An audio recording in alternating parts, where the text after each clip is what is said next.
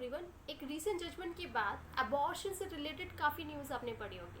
तो इस सेशन में क्या रहने वाला है, ये सेशन उसी जजमेंट पर रहने वाला है। साथ में उस केस में क्या फैक्ट्स थे, एमटीपी एक्ट एंड रूल्स के आने से पहले क्या लॉज थे एंड इसके बाद क्या लॉज आए एंड इसमें कौन कौन से अमेंडमेंट हुए और क्या चेंजेस किए गए। एंड लास्ट में रहेगा कि इस जजमेंट में क्या इश्यूज फ्रेम हुए एंड उन इश्यूज को डिसाइड करने के बाद क्या इफेक्ट रहेगा इन दी सोसाइटी। एंड इस जजमेंट को एक प्रोग्रेसिव जजमेंट पे कह सकते हैं, क्योंकि ये जजमेंट जिस तरह से पास किया गया इसमें सोसाइटी में जो चेंजेस हो रहे हैं, रिलेशनशिप में जो चेंजेस हो रहे हैं, जैसे कि आजकल लिव इन रिलेशनशिप को रिकॉग्नाइज किया जा रहा है, तो इन सारी चीज़ों को ध्यान में रखते हुए इस जजमेंट को पास किया गया। साथ में इस जजमेंट के जो ऑथर है वो है जस्टिस डी.वाई. चंद्रचूड़। तो चलिए इस सेशन को स्टार्ट करते हैं। तो सबसे पहले इस केस के फैक्ट्स। मणिपुर से 25 year old single women Delhi high court में अप्रोच करती है for the termination of pregnancy. तो प्रेगनेंसी कितने टाइम पीरियड की होती है? 22 वीक्स की। एंड ये प्रेगनेंसी कॉन्सेंशुअल रिलेशनशिप से ही कॉज थी।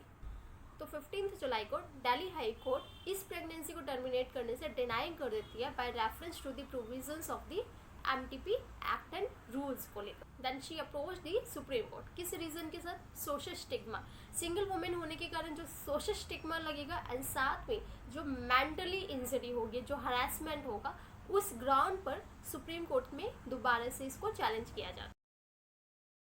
मेडिकल टर्मिनेशन ऑफ प्रेगनेंसी किस एक्ट के अंडर गवर्न किया जाता है? Medical termination of pregnancy act 1971 and with rules 2003। तो सबसे पहले 1971 से पहले medical termination of pregnancy act को आईपीसी के थ्रू ही गवर्न किया जाता था फ्रॉम सेक्शन 312 टू 318, जिसमें प्रेगनेंसी को एक क्रिमिनलाइज डिक्लेयर किया हुआ है, सिवाय एक एक्सेप्शन के कि अगर प्रेगनेंसी को टर्मिनेट एक गुड फेथ में किया जा रहा है फॉर द वुमेन्स लाइफ, तभी इसको क्राइम नहीं डिक्लेयर किया गया। अदरवाइज अबॉर्शन को एज अ क्राइम ही डिक्लेयर किया गया है। तब आता है 1971 में MTP act, medical termination of pregnancy act, जिसके अकॉर्डिंग अबॉर्शन को डिक्रिमिनलाइज किया जाता है in the defined circumstances, plus with medical practitioners की सुपरवाइजन के अंडर। तो ओरिजिनल एक्ट एमटीपी इसके अकॉर्डिंग प्रेगनेंसी को सिर्फ और सिर्फ टर्मिनेट विद इन 20 वीक्स में ही किया जा सकता है। अगर प्रेगनेंसी को टर्मिनेट विद इन 12 वीक्स में किया जाता है तो वहाँ पर एक ही डॉक्टर की कंसल्टेशन जरूरी है।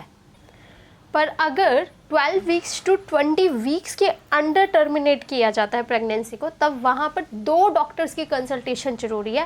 एंड प्लस तो यहाँ पर टर्मिनेशन के लिए कौन से सर्कमस्टांसेस में ही अलाउड किया जाता था, जैसे कि प्रेग्नेंट वुमेन की लाइफ को किसी भी तरीके का रिस्क है, या फिर एबनॉर्मेलिटीज़ डिस्कवर हो रही है, या नेसेसिटी है वुमेन की लाइफ को बचाने के लिए, या फिर मेंटल एंड फिजिकल हेल्थ, जैसे कि इंक्लूडिंग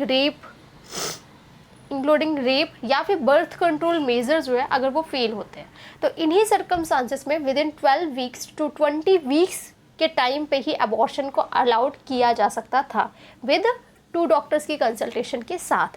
तो इसके बाद आता है 2021 का अमेंडमेंट। क्यों? क्योंकि 1971 का जो एक्ट था वो आज की रिक्वायरमेंट को पूरा नहीं कर रहा था।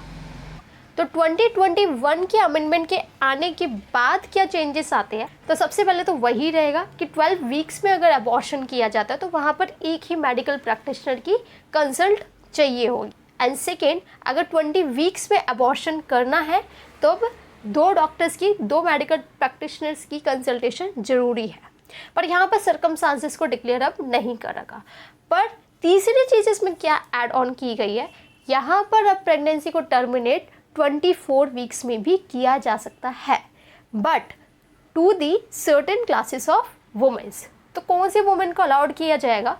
जिनके मैरिटल स्टेटस चेंज हुए हो ड्यूरिंग दी आउटगोइंग प्रेगनेंसी, जैसे कि विडो या फिर डाइवोर्सी या फिर रेप, डिफरेंटली एबल्ड वुमेन या फिर माइनर्स। क्यों? क्योंकि आज के टाइम में जो रेप केसेस बढ़ते हैं उसको ध्यान में रखते हुए माइनर्स के लिए भी 24 वीक्स तक के लिए अलाउड किया गया है for the termination of pregnancy, including यहाँ पर 1971 में by any married women and her husband, इस टर्म को यूज़ किया गया, पर 2021 के अमेंडमेंट के थ्रू इस वर्ड्स को चेंज किया जाता है एज अ एनी वुमेन और हर पार्टनर।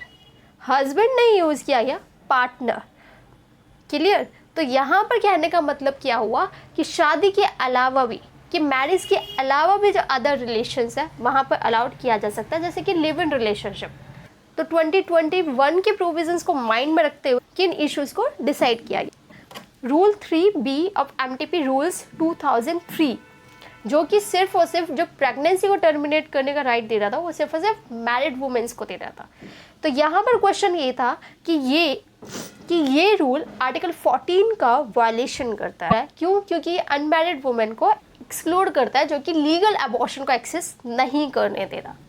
तब यहाँ पर ये क्वेश्चन आता है कि अगर हम किसी भी लॉज को, पार्लियामेंट के थ्रू इनेक्टेड लॉज को अगर इंटरप्रेट करना चाहे तो उसको क्या सोच के उसको इंटरप्रेट करना चाहिए। सबसे पहले इंटरप्रिटेशन अभी के टाइम के अकॉर्डिंग पार्लियामेंट का इंटेंशन क्या था उस एक्ट को लाने का, प्लस आज की रिक्वायरमेंट क्या है, इन दोनों चीज़ों को माइंड में रखते हुए किसी भी लॉज को या किसी भी एक्ट का इंटरप्रेट करना चाहिए। ये किस जजमेंट में कहा गया? बादशाह वर्सेस उर्मिला बादशाह गोडसे 2014 में। तो इस जजमेंट को आज की रिक्वायरमेंट के अकॉर्डिंग, जेंडर इक्वल सोसाइटी को ध्यान में रखते हुए एंड सोशल रियलिटीज़ को एक्सेप्ट करते हुए इस जजमेंट को पास किया जाता है। तो क्या इसमें इंटरप्रेट किया जाता है कि 1971 जो ओरिजिनल एक्ट आया था MTP का, वो सिर्फ और सिर्फ जो कंसर्न करता है वो सिर्फ मैरिड वुमेन्स के लिए कंसर्न करता है। एंड 2021 जो अमेंडमेंट आया था, 2021 अमेंडमेंट में married women and unmarried women का जो बीच में डिफरेंस था उसमें इसको नहीं बनाया गया। तो मतलब कि ऑल वुमेन्स, मतलब मैरिड हो, अनमैरिड हो, माइनर हो, सारी वुमेन्स एंटाइटल्ड करती है सेफ एंड लीगल अबॉर्शन के लिए। तो इस केस के थ्रू रूल 3B को स्ट्रक डाउन किया जाता है on the ground of discrimination between unmarried and married womens के बीच में। तो इस जजमेंट के through right of reproduction, married women unmarried women के लिए राइट ऑफ रिप्रोडक्शन को अंडर आर्टिकल 21 में as a fundamental right declare किया जाता है। एंड रिसेंटली आपने बहुत न्यूज़ में ये सुना होगा कि मैरिटल रेप जो है अभी इसको कंसिडर नहीं किया जा रहा, पर इसका जो केस दिल्ली हाई कोर्ट ने डिसाइड किया था वो अभी भी सुप्रीम कोर्ट में पेंडिंग चल रहा है। तो जब वो आएगा तब हम उसके बारे में कंसल्ट करेंगे। पर इस केस में क्या कहा गया, इस केस में ये बोला गया कि जो मैरिटल रेप है, जो फोर्स सेक्स है, उससे अगर प्रेगनेंसी आती है तो उसको भी married women as a rape के ग्राउंड पर अबॉर्शन करवा सकती है।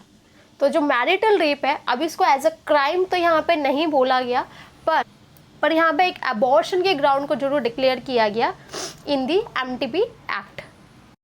तो ये था हमारा छोटा सा सेशन। सबसे पहले इस केस के फैक्ट्स क्या थे, प्रोविजंस क्या थे, एंड लास्ट में इशू क्या था, एंड क्या फंडामेंटल राइट डिक्लेयर किया गया है। ये सारी चीज़ें आपको क्लियर हो गई होगी, तो आपको समझ आ गया होगा कि इस जजमेंट को एक प्रोग्रेसिव जजमेंट क्यों कहा जा रहा है, किस बेसिस पे कहा जा रहा है। सो आई होप कि आपको ये वीडियो पसंद आई हो। सो मिलते हैं नेक्स्ट वीडियो में, तब तक के लिए बाय एंड टेक केयर।